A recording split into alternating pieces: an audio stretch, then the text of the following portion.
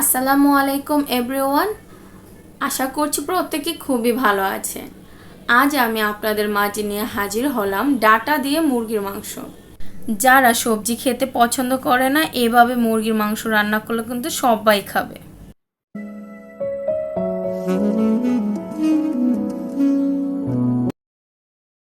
এখন আমি রান্নার প্রসেস শুরু করছি।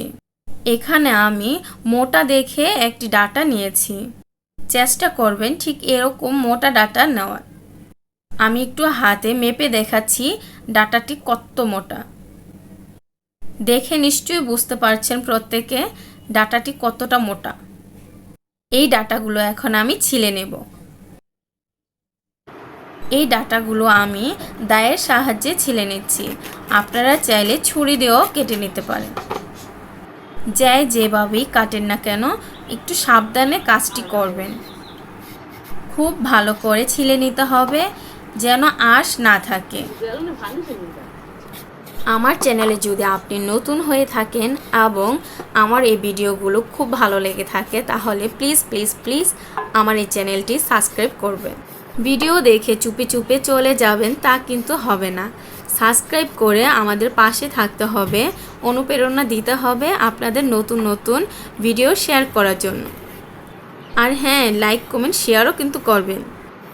সবুজ রঙের ছিলকাটি ছিলার পরও কিন্তু আঁশ থাকে, সে আঁশটিকেই আমি ঠিক এভাবে ছিলে ফেলে দিচ্ছি।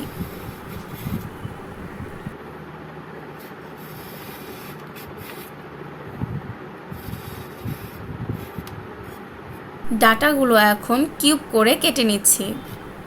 ঠিক এভাবেই সবগুলো ডাটা ছিলে এভাবে কেটে নিতে হবে। ডাটাটি কতটুকু পরিমাণে কেটেছি সেটিও দেখিয়ে দিচ্ছি। দেখে নিশ্চয় বুঝতে পেরেছেন কতটুকু পরিমাণে আমি কেটেছি।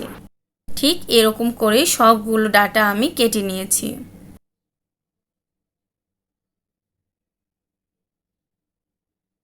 এখন চলে যাব রান্নার প্রসেসে।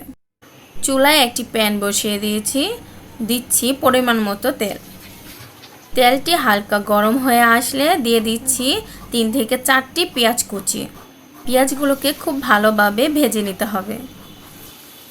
আর হ্যাঁ, লক্ষ্য রাখবেন পেঁয়াজ যেন পুড়ে না যায়। পেঁয়াজ পুড়ে গেলে খেতে কিন্তু একদমই ভালো লাগবে না। পেঁয়াজটি হালকা ভাজার পর দিয়ে দিচ্ছি 3 থেকে 4টি তেজপাতা। দিচ্ছি কিছু দারচিনি আর দিচ্ছি এলাচ।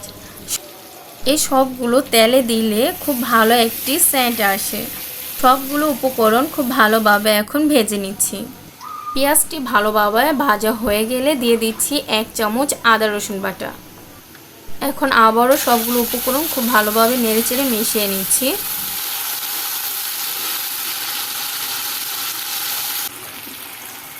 এই পর্যায়ে দিয়ে দিচ্ছি 1 চামচ লবণ, 1 চামচ হলুদ গুঁড়া, 2 চামচ মরিচ গুঁড়া, 1 চামচ ধনিয়া গুঁড়া, 1 চামচ জিরা গুঁড়া।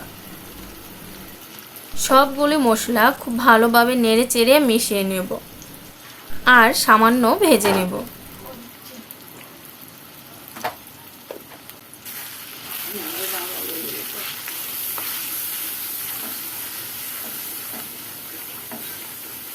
সামান্য পরিমাণ ভাজা হয়ে গেলে দিয়ে দিচ্ছি কষানোর জন্য সামান্য পরিমাণ পানি। পানি দেওয়া হয়ে গেলে সবগুলো উপকরণ আবারও নেড়েচেড়ে মিশিয়ে নিচ্ছি এবং খুব ভালোভাবে কষিয়ে নিচ্ছি।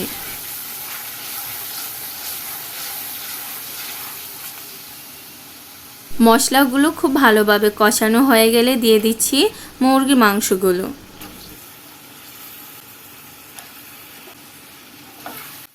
সবটুকু মুরগি মাংস দেওয়া হলে এখনই দিয়ে দিচ্ছি ডাটাগুলো।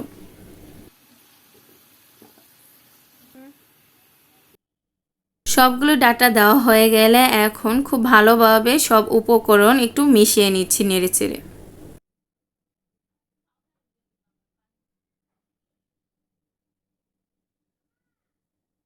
সবগুলো উপকরণ মিশানো হয়ে গেলে ঢাকনা দিয়ে ঢেকে রেখে দিচ্ছি 5 মিনিটের জন্য। 5 মিনিট পর ঢাকনাটি নামিয়ে নিচ্ছি এবং দেখে বুঝতেই পারছেন আমার এটি খুব ভালোভাবে কষানো হয়েও গিয়েছে। মুরগি এবং ডাটা থেকে সামান্য পরিমাণ পানি বের হয়ে হাফ সিদ্ধ হয়ে গিয়েছে। ভালোভাবে কষানো হয়ে গেলে এখন দিয়ে দিচ্ছি ঝোল।